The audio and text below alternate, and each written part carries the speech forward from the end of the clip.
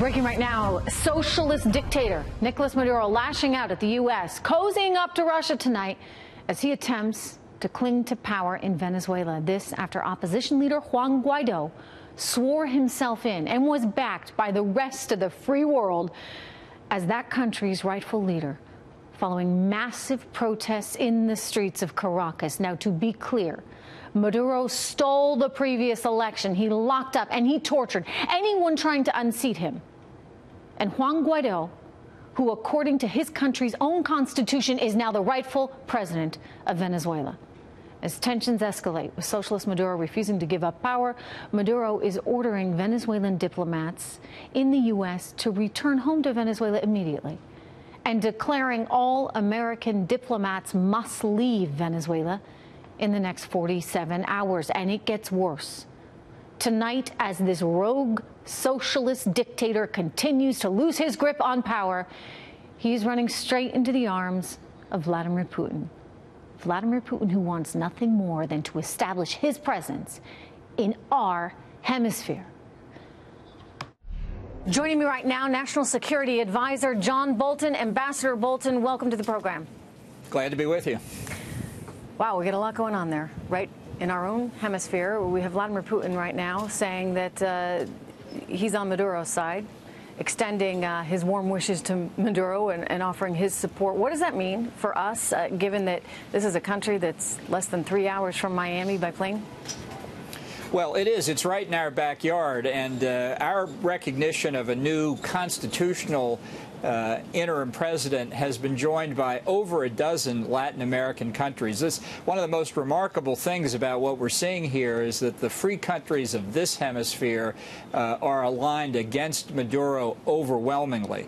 And so China, Russia, Cuba, Iran, these countries that are authoritarian themselves, I think are demonstrating to everybody that they're not on the side of the Venezuelan people. I mean, the Venezuelan people have spoken. You have only to see what happened in the streets there with hundreds of thousands of people marching peacefully because they want a chance for freedom. They want a democracy. They want to be able to elect their leader and not have to live under this socialist, repressive, criminal regime. Tell me what Nicolas Maduro and Hugo Chavez did to the people of that country. Well, they've impoverished Venezuela. We now have between 3 and 4 million refugees who have fled the country, unprecedented in the history of the Western Hemisphere. Maduro and Chavez before him systematically looted the oil resources of the country. There's been no capital investment. Income is declining. Literally, civil society is collapsing in Venezuela, which is why the stakes are so high here and why President Trump did extend recognition to the interim president and the National Assembly as the real constitutional authority. If we miss this chance, I think most observers think it could be a long time before the Venezuelan people are going to be free.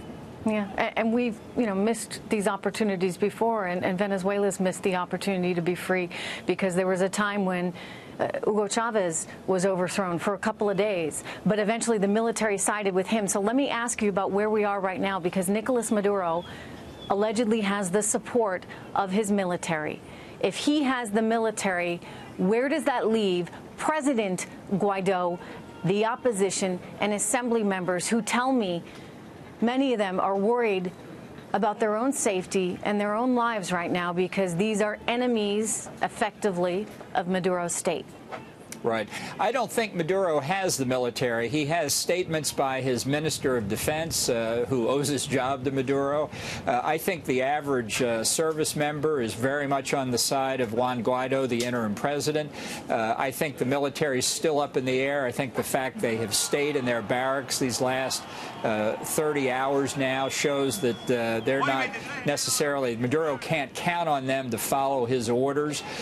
So there are extensive discussions going on by members of the National Assembly with the military. This is still very much in play, and it's one reason why today here in Washington we've been looking at ways to disconnect Maduro from the financial resources he needs to pay the military and otherwise keep himself in power. That could be a very effective way, we think, of helping the legitimate government. How do you do that? Well, there are a number of things we could do. You know, we have already informed the Federal Reserve that Guaido is the real interim president, the legitimate government, which means that all official Venezuelan financial assets in this country now belong to interim President Guaido. Maduro doesn't have control over it any longer. We're looking at the oil assets. That's the single most important income stream to the government of Venezuela. We're looking at what to do to that. We want everybody to know we're looking at all this very seriously. We don't want any American businesses or investors caught by surprise. They can see what President Trump did yesterday. We're following through on it. So if you think of a company like Citgo, which is owned by PDVSA, which is the state-run oil company there in Venezuela, we have a lot of those Citgo assets right here in the U.S. Is that something, for example, sir, that you're looking at? Yeah, well, we're in conversation with major American companies now that are either in Venezuela or, in the case of Citgo, here in the United States. I think we're trying to get to the same end result here. You know, Venezuela is one of the three countries I call the troika of tyranny. It'll make a big difference to the United States economically if we could have American oil companies really invest in and produce the oil capabilities in Venezuela. It'd be good for the people of Venezuela. It'd be good for the people of the United States. We both have a lot at stake here, making this come out the right way. Yeah, no, it's tragic to see such a resource-rich country, which once enjoyed such a high standard of living, you know, for Latin America at least, now be in such a desperate state with 90% of the people now living in poverty. Let me ask you about the people we have on the ground there, some of our ambassadors, because Nicolas Maduro is telling them they got 72 hours as of yesterday to get out. That would mean everybody's got to be out by Saturday. If they are not out, if we have Americans, diplomats still on the ground, what might he do and what might we do?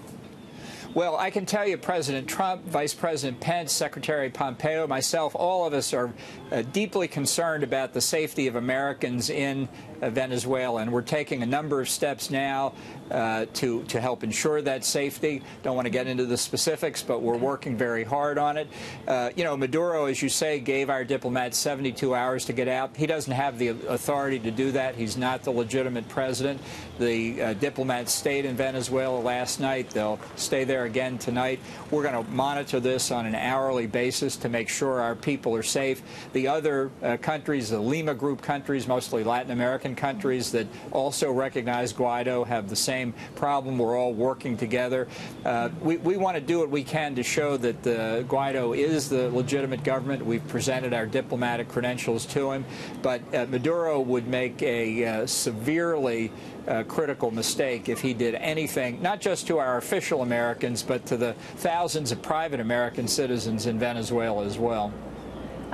He says he has intelligence, and humor me with this, that you, sir, have tried to assassinate him. I asked Delcy Rodriguez, the former vice president of Venezuela, about that, and she confirmed that the Russians effectively were giving him this information. What's your response to all that? Well, you know, I enjoy fiction as much as the next person. That falls right in that category. Look, we're trying to do the right thing from the perspective of American national interest, the right thing from the perspective of the Venezuelan people. That's the course we're on. That's what we're after here. Is there some kind of potential amnesty being worked out right now behind the scenes for Nicolas Maduro, and a promise to some military members that, no, we're not going to string you up on trial and throw you in jail for war crimes? I mean, how do you negotiate some kind of transfer of power right now? Yeah, look, what we'd like would be the peaceful transfer of power of Maduro to say, I'm out of here, get on a plane, go to some other country, live in a nice villa on the beach for the rest of his life. The National Assembly has done a very wise thing down there. They've granted amnesty already to most military officers, captains, majors, people at that level who are living almost in poverty themselves.